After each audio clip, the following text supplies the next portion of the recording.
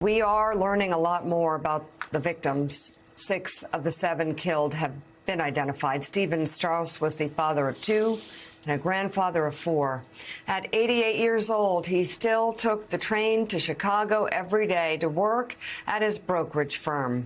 His niece, Cynthia Strauss, described him as kind and gentle with a huge intelligence and humor and wit. Husband and wife, Irina and Kevin McCarthy, were both killed in the shooting. They brought their 2-year-old son, Aiden, to the parade. He was left alone after they died. A Good Samaritan found him underneath his father's body, covered with blood.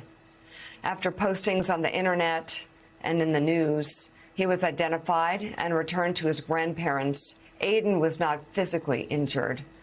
A GoFundMe page was set up for him and has nearly $2 million in it so far. And the little boy keeps asking if his parents are going to come back. NBC's Lester Holt has more on the victims and the survivors. They call it a suburb, but Highland Park really feels like a small town, now shaken to its core when those gunshots rang out. When did you first realize something was wrong? Well, the first thing that happened were there were sounds of firecrackers, and that caught our attention. And then the next thing we know, there were bullets coming at us. I met Susie and Dean Zelensky. It became very chaotic, pandemonium. My husband and our friend took off towards the back of the courtyard. At that point, you became separated. Yes. Yeah, out of nowhere separated, but yeah. Susie scrambled under a bench.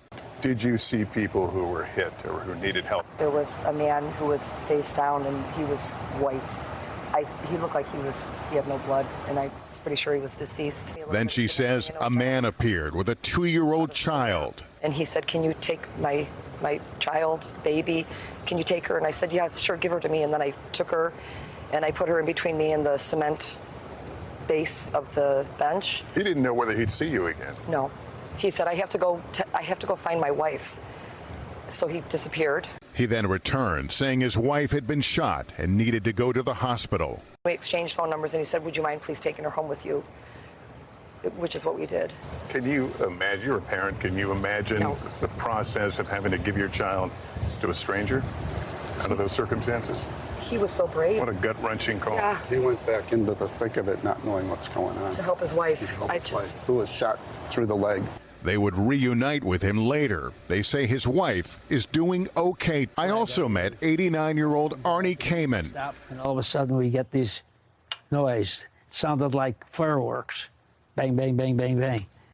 Who was sitting on the curb with his family in the line of fire. He'd been shot and is now recovering. These things happen with great regularity in this country, as you know. Did you ever think it could visit Highland Park? No, I did not think it would come to Highland Park. But it did, and this close-knit community is reeling. 7 lives stolen, including Jackie Sunheim, remembered for her kindness and warmth, working as a preschool teacher at her synagogue. She had a husband and daughter.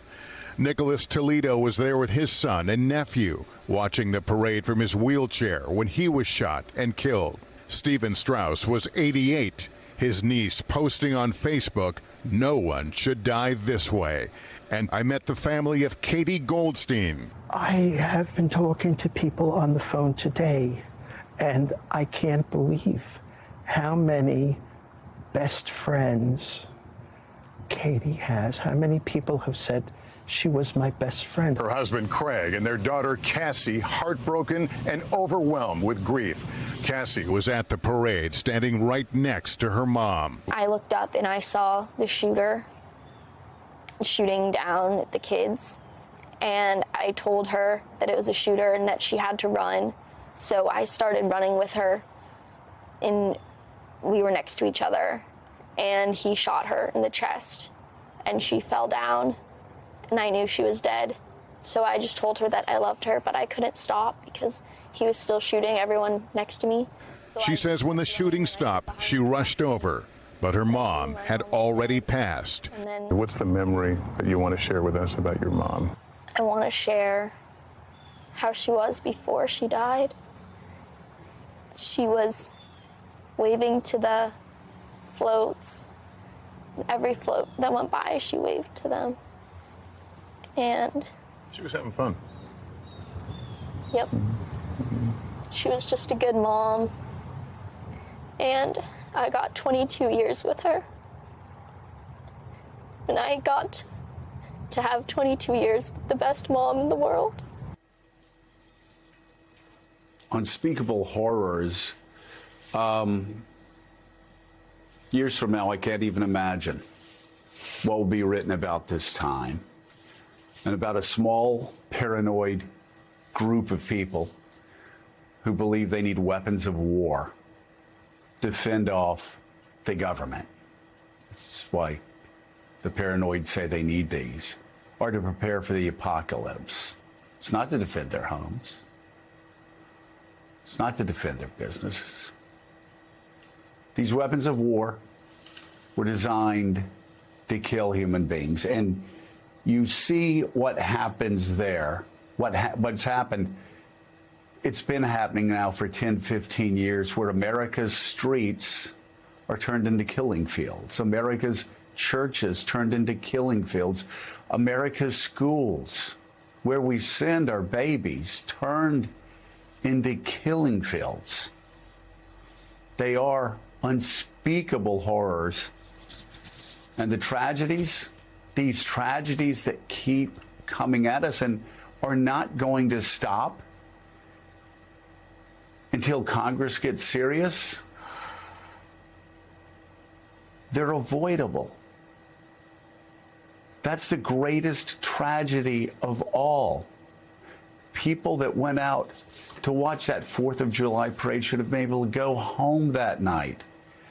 Had hamburgers, hot dogs, French fries, laugh around tables, and then go outside and watch fireworks. They should have been able to do that, but they couldn't do that for the same reason that the children in Uvalde that were slaughtered by an AR-15 weren't able to spend this 4th of July or this summer vacation with their parents, for the same reason that you have children from Parkland who would be finishing up, some of them would be finishing up their first year of college and coming home, celebrating summer vacation, talking excitedly about what happened their first year in college, enjoying 4th of July fireworks and preparing for their next year. And what about the children from Sandy Hook? What about the country music fans in Las Vegas gunned down, their lives extinguished?